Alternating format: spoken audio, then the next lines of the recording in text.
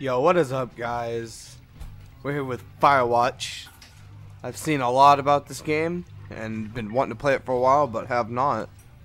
So I figured it's about 3 o'clock in the morning. Why not just hop on and play? Boulder, Colorado.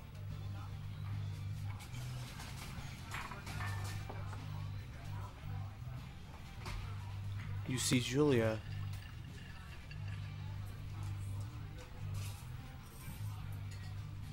Where is she? Oh, I have to click it. Whoops. She's about your age, late 20s, laughing with well-dressed professors and grad students from nearby CU Boulder. You, Henry, are out drinking with your pals. You approach her. You are drunk. So what's your, major? You're pretty. Alright, well, let's not just go with the creepy thing right away. Let's small talk. You slur the word major and it smells like cores. You give an awkward smile. Evolutionary biology, she says. And I'm a professor. Cool, you reply. What's yours, she asks. She sniffs the air. Toxicology? Was that a burn, you ask? She says, definitely. Worried she hurt your feelings, she asks if you want to split a cheeseburger. 1 week later, you are Julia's boyfriend.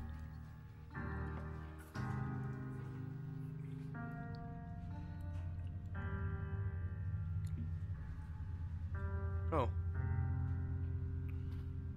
Oh, I have a backpack. Okay.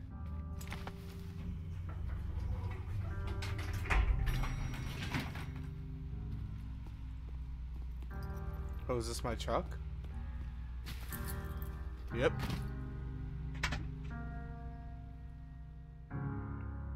You date for over a year. She drives you absolutely nuts. It's great. You move in. You share an apartment near the school with a view of the mountains. You two drink beers out on the deck. You drink beer just about anywhere. Life is good. Julia wants to get a dog. There's a scruffy, undersized beagle. Julia's in love. She wants to bring it with her to class. There's also an intimidating but gentle-eyed German shepherd. Nothing bad can happen to Julia while walking this dog. It's badass. You pick up the beagle and she names him Bucket. You adopt the shepherd and name him Mayhem. I'm gonna go with the shepherd. Mayhem's an excellent dog. He loves wrestling with you in the park and goes with Julia on her runs. Even though he's too big to bring to school, Julia loves him all the same. Mayhem is a friend, child, and pet, all rolled into one. You walk out on the deck. It's summer, 9:30 p.m., and the heat still radiates off of the high desert. What do you think about kids, she asks. Kids?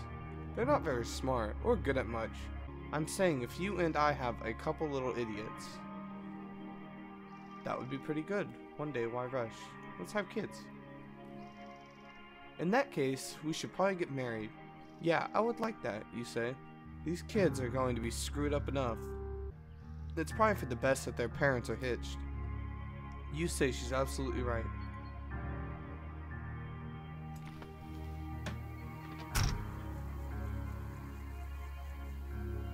Alright, where do we go? Do not forget to check in. No fireworks. Thoroughfare trail is not recommended for inexperienced hikers. Oh shit, alright, we got a map. There's still inspirational music just playing.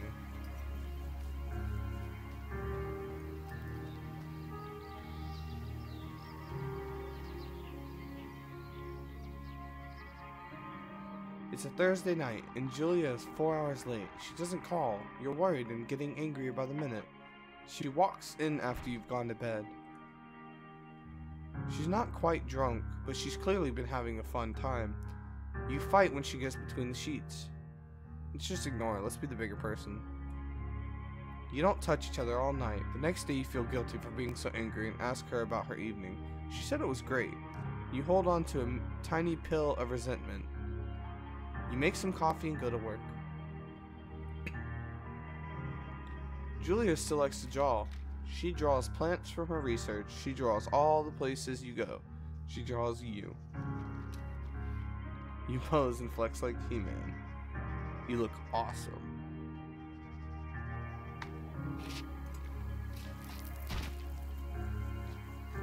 Ooh. That looks dangerous. I know it's just a tree.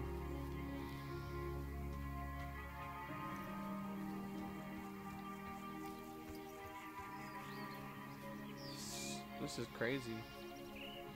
2 forks. Oh god. 8 more miles.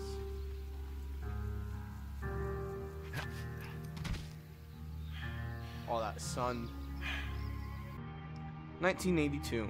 During the summers, you and Julia enjoy walking Mayhem at night. There's a festival in town. It brings in folks from far places.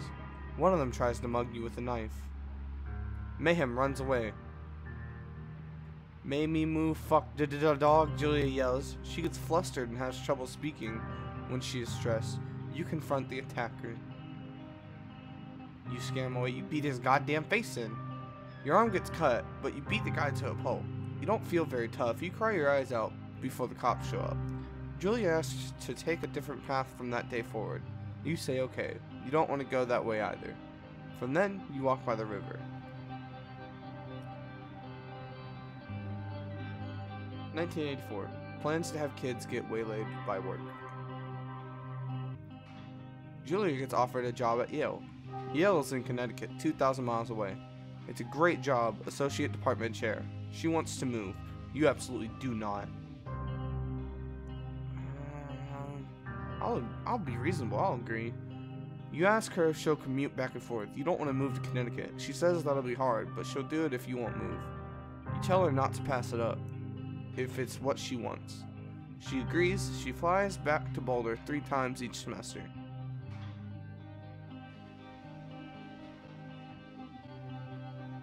Julia is sent home from Yale on paid leave after having an episode. She lost it on a colleague for borrowing books that were important to her research. She didn't remember she had happily loaned them to him just 2 days prior. Uh-oh. Uh-oh. Things are about to take turn for the worse. She was found crying in the stairwell. You say that maybe you guys should talk to someone about it. Or you make macaroni and drink wine and try to forget about it. Let's get her help. After seeing multiple doctors and having many tests, they are worried that Julia might be suffering from early onset dementia. She is 41. You both decide to keep it a secret for now. Damn, well there's bye-bye to my kids. Shit. Let's go my journal. Oh my god. Alright. Mayhem is getting older. He's got silver hair down his back and slows down at night. You and Julia walk him to the bar to see your friends and it feels like nothing has changed. Julia goes back to the university. It lit her back? Julia's affliction gets worse. She can't remember things in class. Her research is in shambles. She drives her car to the next town over for no particular reason and has to be brought home by the police. She is devastated. She is sent home on permanent medical leave. Damn.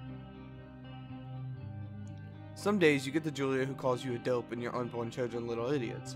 Other days you get a stranger. She pulls you into bed to make love. After 5 minutes she goes into a panic believing her dad is at the door. Oh god. You tell her family. They are crushed and begin to make trips to and from their home in Australia to visit her. For a while your friends come by with little things to brighten the day. She gets worse. Uh-oh. You spend your days following Julia around the house. You count the seconds between the 2 weekly visits from Daniel the nurse. He suggests that Julia could live somewhere else, somewhere with 24-hour care, a home. It sits with you for a couple months. You decide to move her into full-time care. You are determined to take care of her by yourself. Let's get her the help she needs. Oh. Guess we're walking.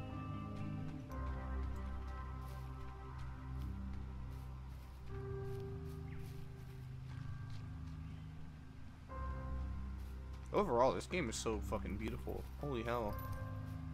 It just looks nice. It's not like realism type graphics, but that's definitely nice. Oh, look, a deer. Whoa. Her family agrees with your decision. You find a fantastic place in Boulder and move her there. You see her every day, then every other day. You go out to the bar with your old friends. It's not the same. You get the feeling that every wife tells her husband, if you ever put me in a home like Henry did, I will cut your balls off. You slowly decide to not see your old friends that much. Julia's sister Suzanne moves to Boulder to be close to her. She visits her every day. You go with her some of the time. Suzanne buys you an old typewriter and urges you to use it if you won't see a therapist. You won't. You've always really liked Susan. Months go by. Mayhem dies. Julia doesn't remember him when you tell her. Sometimes it takes her a minute to lock in on you. In the back of your mind, you believe it's because you see her less and less. And seeing her less and less makes her forget you more, you think. Summer is coming. You see an ad in the paper for a job. You take it.